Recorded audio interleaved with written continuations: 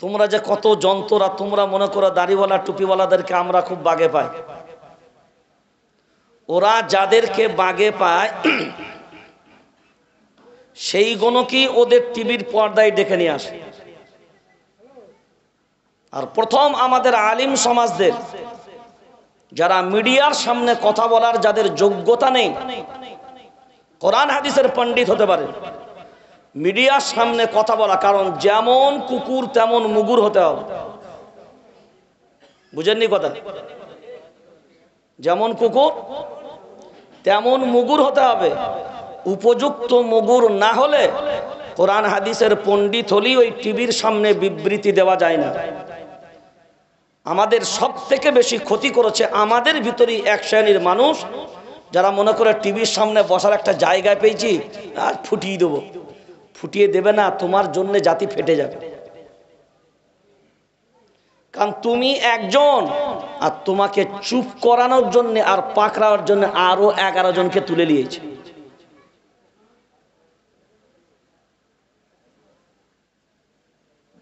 সেই জন্য প্রথম অনুরোধ করব, যদি নিজস্ব চ্যানেলের মাধ্যমে আপনি কথা বলতে পারেন কথা বলুন,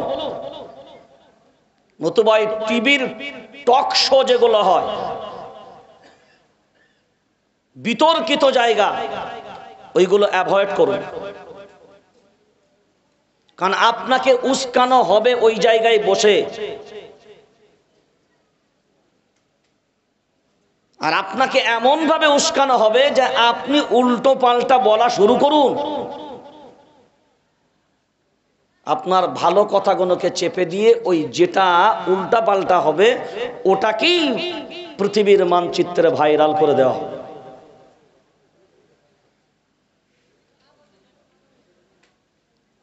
আর বাংলাদেশ, ভারত পৃথিবীর মানচিত্র নয়, আমার জীবনের অভিজ্ঞতা বলছে, যত সাম্প্রদায়িক দাঙ্গার পিছনে সব থেকে বেশি কাজ করছে এই মিডিয়া।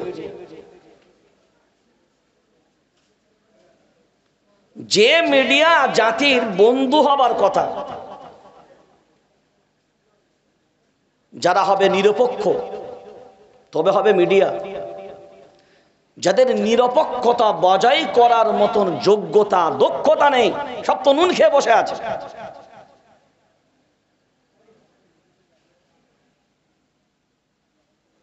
তারা মিডিয়া বলার যোগ্যতা তাদের নাই। আর আমাদের উচিত এই জাতির 10টা ছেলে যদি অ্যাভয়েড করতে পারেন ওই সব চ্যানেলগুলোকে, যারা 24 ঘন্টা শুধু মিথ্যা প্রচার করে বেড়ায়, এগুলো দেখা, এদের নিউজ দেখা, এদের টিআরপি গুলোকেও বাড়ানো, ওদেরকে সহযোগিতা করে। জাতি বিয়েতে শাদীতে লক্ষ লক্ষ কোটি কোটি টাকা খরচ করেন। এই জাতি যদি একটা দায়িত্ব নিত, নিজেরা যদি নিজেদের চ্যানেল খুলতে পারত, একটা অন্তত চ্যানেল, তাহলে এই জাতি নিজের কথা বলার জায়গা পেত।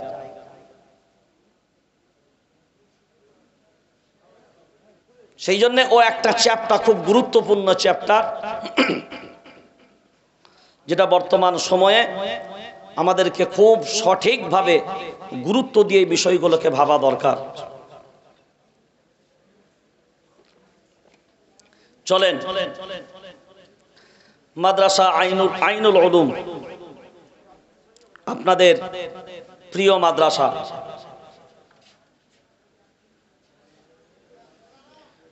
যাদের তত্ত্বাবধানে আজকে বাৎসরিক জলসায় আমরা উপস্থিত হয়েছি। আর এই মাদ্রাসা মানে, মাদ্রাসার শিক্ষা মানে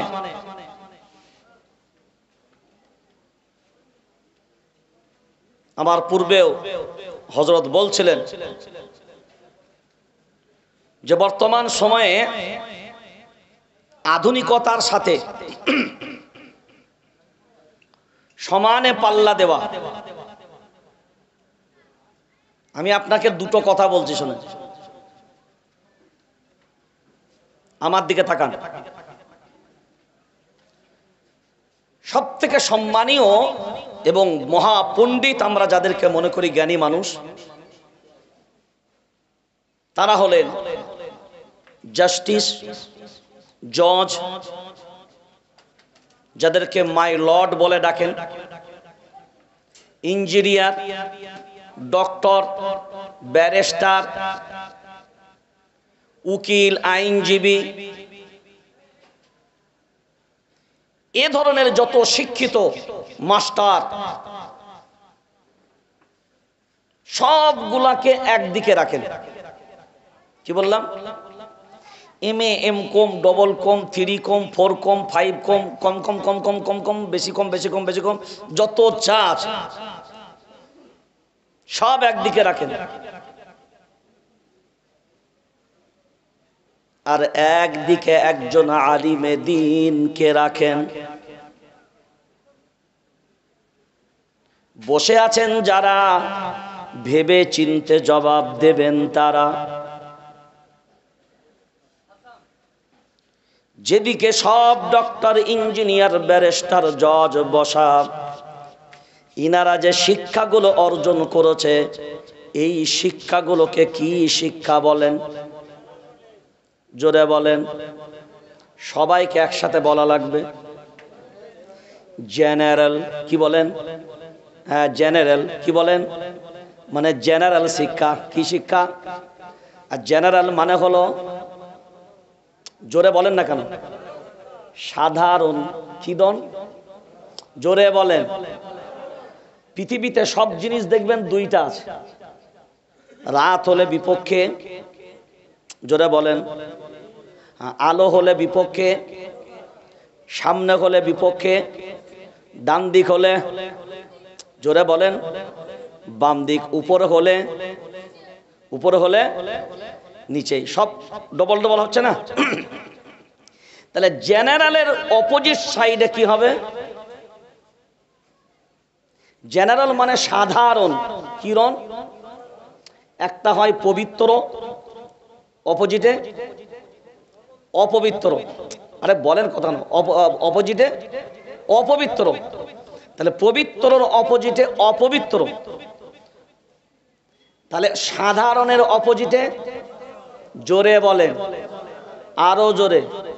তাহলে পৃথিবীতে ডক্টর, মাস্টার, ইঞ্জিনিয়ার, ব্যারিস্টার, জজ, LLB পাস করেছে, মাস্টার ডিগ্রি পাস করেছে, সব এই শিক্ষাটা কি? জোরে। সাধারণ। জেনারেল। জেনারেল কাদের বলা হয়? ট্রেনে চেপেছেন, রিজার্ভেশন ট্রেন হয়, first class, second class, third class. আর জেনারেল হয় কোনটা? সামনে আর পিছনে দুটো করে ডাব্বা থাকে। জেনারেল মানে সাধারণ টিকিটে উঠা যাবে, লাইন দিয়ে দাঁড়াবি, যারা আগে উঠবে তারা আগে সিট পাবে, 6টা সিটে 10টা বসবে। কথা বোঝেন? 6টা সিটে 10টা বসবে। যে যার পারবে ঘাড়ে ঠ্যাং তুলবে। ওইগুলো হলো জেনারেল ডাব্বা। বলেন, ওগুলো হলো জেনারেল ডাব্বা। তাহলে জেনারেল যে যতই শিক্ষায় শিক্ষিত হোক না কেন, ওই শিক্ষাকে কি বলা হয়? জোরে বলেন। জেনারেল শিক্ষা। একদিকে একজন আলিমে দ্বীন, তাহলে সাধারণ শিক্ষার অপোজিট সাইডে হবে অসাধারণ। সুবহানাল্লাহ বলেন। সাধারণের অপোজিটে, পবিত্রর অপোজিটে অপবিত্র। সাধারণের অপোজিটে, জোরে বলেন, অসাধারণ। এরপর আপনি বলবেন, না এগুলো তোমরা বানিয়ে আমাদের সামনে বলো। না রে আল্লাহর গোলাম, না, একবারের জন্য নয়, 1000 বার ভাবনা চিন্তা করা দরকার। আমরা এখনো পর্যন্ত বাংলায় পড়ে আসি। অঙ্কের বই যখন আমরা পড়ি, 1 চন্দ্র, জোরে বলেন, 2 পক্ষ, 3 জোরে বলেন, নেত্র। চোখ কয়টা? জোরে বলেন। 2টা। পড়লেন কয়টা? জোরে বলেন। 3টা। 3 নম্বর চোখ কোথায়? এই অন্তরের চোখ কি আপনি ওখানে পেয়েছেন? অন্তরের চোখটা পেলেন কোথায়? ওয়ামা উবাররিউ নাফসি ইন্নান নাফসা লাআম্মারাতুম বিসসূ ইল্লা মা রাহিমা রাব্বি ইন্না রাব্বি লাগফুরুর রহিম। 13 নম্বর পারার প্রথমেই আল্লাহ বলেন নফসে আম্মারা, 1 নম্বরের নফস। সূরা কিয়ামার ভিতরে আল্লাহ শুনিয়ে দিলেন লা উকসিমু বিয়াউমিল কিয়ামাহ ওয়া লা উকসিমু বিন নাফসিল লাওয়ামা। 2 নম্বর নফসের কোয়ালিটি। 3 নম্বর আল্লাহ জানিয়ে দিলেন, শুনে রেখে দাও, ইয়া আইয়াতুহান নাফসুল মুতমাইন্নাহ। 3 নম্বরে হলো নফসে মুতমাইন্না, আম্মারা, লাওয়ামা। মুতমাইন্না, আম্মারারও কোনো দাম নাই, লাওয়ামারও কোনো দাম নাই। নফসে মুতমাইন্না যদি হয়, ইরজিই ইলা রাব্বিকি রাদিয়াতাম মারদিয়া, আমি আল্লাহ ওই নফসে মুতমাইন্নার উপরে রাজি। আর নফসে মুতমাইন্না হবে যাদের, কলবগুলো হবে তাদের পরিষ্কার পরিচ্ছন্ন, সুন্দরভাবে হবে। এই কলব যখন পরিচ্ছন্ন হবে আল্লাহর গোলাম, এই অন্তরের চোখ দিয়ে সব কিছু তার ধরা পড়বে। তুমি পড়লে 3 নেত্র। একটা ছাত্র জিন্দেগি ভোর কোনোদিন মাস্টারকে জিজ্ঞাসা করে নাই, স্যার আপনি যে বললেন 3 নেত্র, 1 2, তারপরে তো অর্ধেক করে কানা, কারণ চশমা পড়েছে। তাহলে 1 2 3 নম্বরটা কোথায় খুঁজি? একদিনের জন্য প্রশ্ন নয়। এবার আসেন, আমি যদি একটু আপনাকে বলি সাধারণ আর অসাধারণের পার্থক্যটা একটু বুঝে নিই। সবাই আমরা জানি 9, জোরে বলেন, নবগ্রহ মানে 9টা গ্রহ। কয়টা? জোরে বলেন। আজ থেকে 10 থেকে 12 বছর পূর্বে নাসার বিজ্ঞান তারা আবিষ্কার করে বলল না, 9টা গ্রহ নয়, আরো 2টো গ্রহের সংবাদ আমরা পেয়েছি। 10-12 বছর আগে ডিক্লিয়ার করলো তারা। এখন বিবেক দিয়ে ভাবনা চিন্তা করে বলেন, আজ দুনিয়ার সব মানুষ জানে দুনিয়ার জমিনে সব থেকে শিক্ষিত এবং সব থেকে পণ্ডিত মানুষগণ কারা? নাসার বিজ্ঞানী হয়েছে যারা। কারা? যারা বলেন, নাসার বিজ্ঞানী হয়েছে যারা। এরা যদি দুনিয়ার জমিনের সব থেকে টপ র্যাঙ্কের শিক্ষিত হয়, তারপরেও হলো সাধা, কথা বলে না, সাধারণ। সাধারণটা কেন? সাধারণটা কেন? এই জায়গাটাই বোঝার জন্য আসে। তাহলে 10 থেকে 12 বছর পূর্বে, এখন বিজ্ঞান বলে না আরো 2টো গ্রহ আছে। তাহলে 9 আর 2, জোরে বলেন। এই 10-12 বছর পূর্বে সবাই জানতো গ্রহ 9টা, হঠাৎ করে তুমি বললে 11টা, 2টো আবিষ্কার হয়ে গেল। তাহলে এখন তুমি ভাবনা চিন্তা করে বলো, কোরআন কতদিন আগে নাজিল হয়েছে? জোরে বলেন। 1400 বছর আগে কোরআনুল কারীম নাজিল হলো। এই কোরআনুল কারীমের ইলম যারা অধ্যয়ন করেছে সবাই কিন্তু আলিমে দ্বীন ছিল। কোরআনের ইলম অধ্যয়ন করেছে যারা, আলিম হয়েছে, জোরে বলেন, আলিম হয়েছে তারা। একজন কোরআনের হাফিজ হোক, আলিম হোক, কেউ দুনিয়ার জমিনে কিন্তু বলে না এরা হলো সাধারণ শিক্ষিত ছেলে। কথা বলেন না, মানে আপনি না চাইলেও আপনার জুবান দিয়ে আল্লাহ বের করিয়ে দিবে এটাই যে কেউ বলবে না এরা সাধারণ শিক্ষিত ছেলে। ওর সম্মানটা আপনার মুখ দিয়ে অটোমেটিকলি আল্লাহ বের করিয়েছে।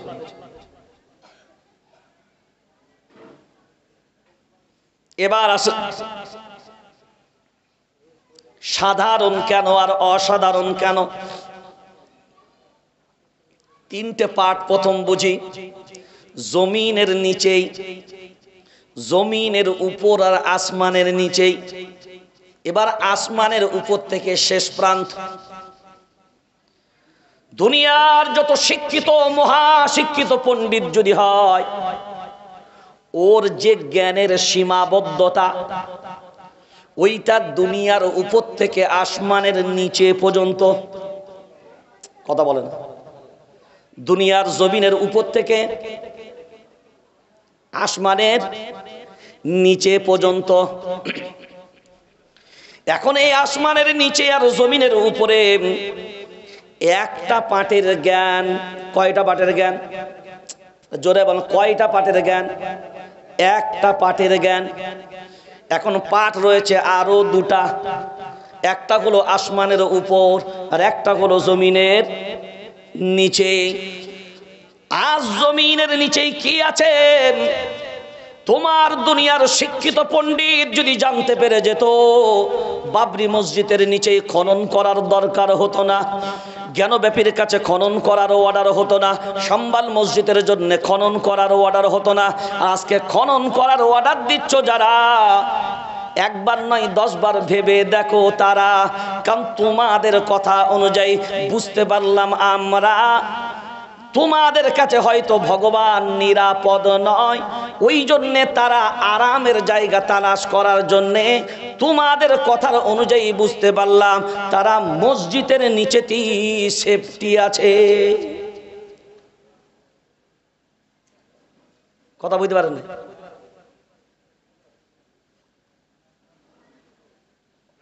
তারা মসজিদের নিচেই থেকে আরামে আছে, শান্তিতে আছে। কারণ সব ভগবান খালি মসজিদের নিচেই পাওয়া যাচ্ছে। কথা বুঝতে পারেন? এবার আসেন, তাহলে ভগবান নিচেই না উপরে? এটা তো একটা বড় প্রশ্ন। কথা বলেন। দুনিয়াতে দেখবেন আমাদের হিন্দু মায়েরা হোক, হিন্দু ভাইয়েরা হোক, এগুলো খুব স্পষ্ট বিষয়। তারা বিভিন্ন দেবদেবীকে পূজা করেন। কারণ আমার সম্পর্ক সব ধর্মের মানুষের সাথে, সব ধর্মের মানুষের সাথে। রামকৃষ্ণ মিশন আমি যতবারই গেছি, রামকৃষ্ণ মিশনের স্বামীজিরা একসাথে টিফিন করেছে।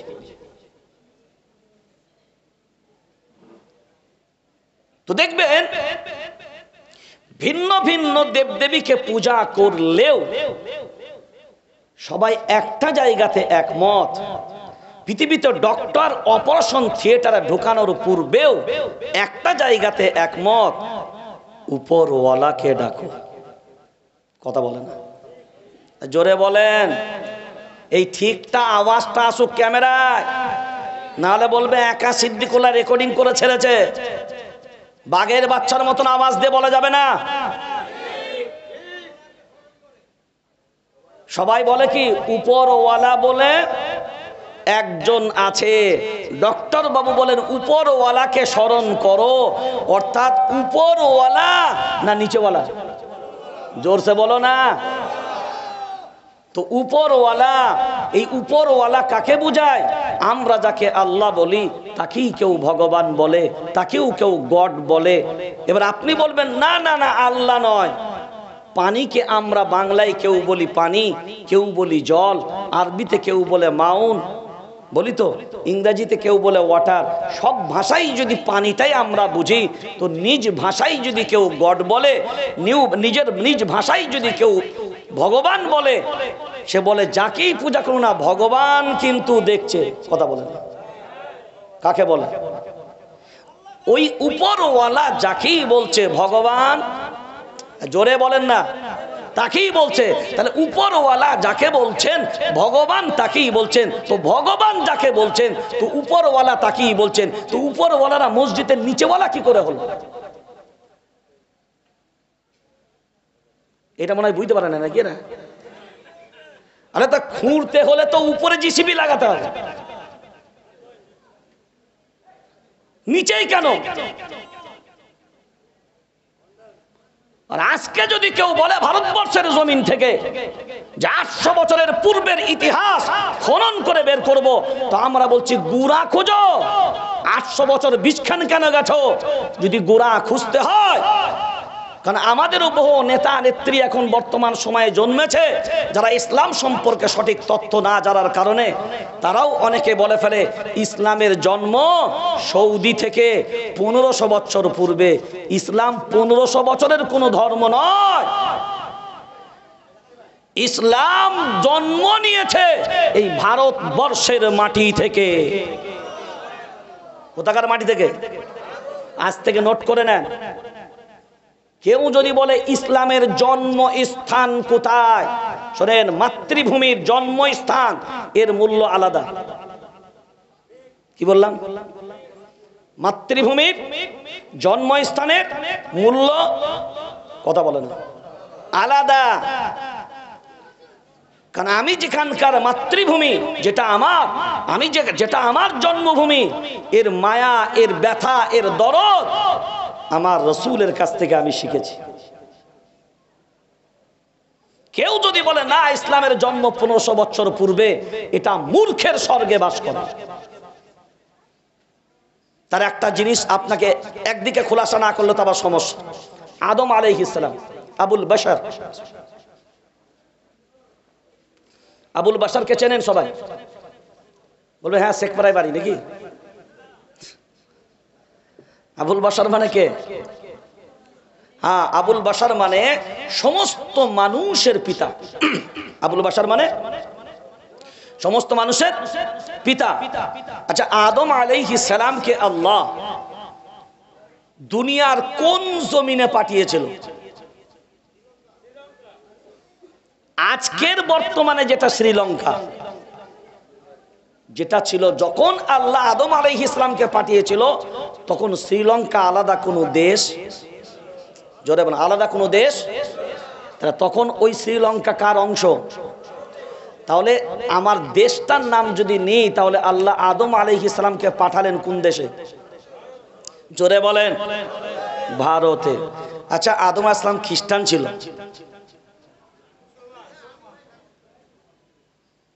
উনার ধর্ম কি ছিল? কোরআনুল কারীম সূরার নাম সূরা আল ইমরান, 3 নম্বর পারা। আল্লাহ নিজে ক্লিয়ার করে দিলেন, ইন্নাদ-দীনা ইনদাল্লাহিল ইসলাম। আল্লাহু আকবার বলেন। নিশ্চয়ই আল্লাহর কাছে মনোনীত ধর্মের নাম, জোরে বলেন, আপনার আমার মতন, আমাদের নেতাদের মতন আল্লাহ কোনো সিদ্ধান্ত ওইভাবে পাল্টান। আল্লাহ বলেন আমার কাছে মনোনীত ধর্মের নাম হলো ইসলাম। এখন ভাবনা চিন্তা করে যদি দেখি, আজকে আমার কাছে মনোনীত ধর্মের নাম ইসলাম এমন না। আমি আল্লাহ, আমার কাছে মনোনীত ধর্মের নাম যদি ইসলাম হয়, আমি আল্লাহ জানিয়ে রাখলাম, শুনে রেখে দাও।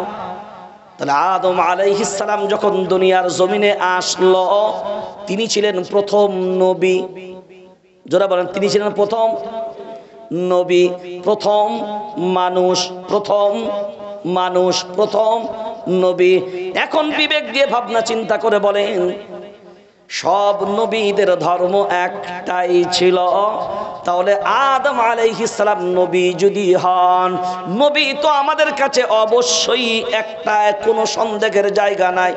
তাহলে আদম আলাইহিস সালাম যদি প্রথম নবী হন, তার ধর্মের নাম, জোরসে বলো, ইসলাম। এখন বলেন, আমার আব্বা আদম আলাইহিস সালাম যে ধর্মের উপরে তিনি ছিলেন, তিনি আসলেন কোন জমিনের মাটিতে? জোরে বলেন।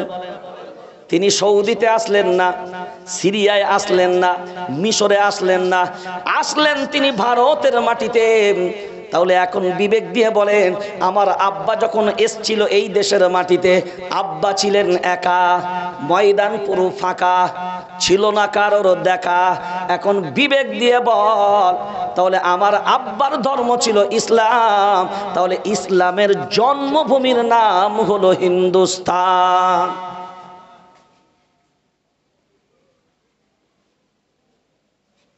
তাহলে ইসলামের জন্মভূমির নাম, জোরে বলেন। তাহলে হিন্দুস্তান যদি জন্মভূমি হয়, আর কেউ যদি বলে জন্ম ভিটে ছেড়ে চলে যেতে হবে, জন্মস্থান থেকে ইসলাম বিদায় নিয়ে নেবে, একটা কথা পরিষ্কার পরিচ্ছন্ন ভাষায় শুনে রাখা দরকার আর জেনে রাখা দরকার। يريدون أن يطفئوا نور الله بأفواههم والله متم نوره ولو كره الكافرون। দুনিয়ার সব তাগুত শক্তি যদি ঐক্যবদ্ধ হয় আর হওয়ার পরে যদি মনে করে ইসলামকে মিটাবে, আরে তোরা তো দূরের কথা, তোদের 14 নয় 32 গোষ্ঠী নয়, যদি 62 গোষ্ঠীকেও লাগিয়ে দাও, ইসলামের পশম বাঁকা করার ক্ষমতা আসমান জমিনের ভিতরে কারোর বাপের নাই।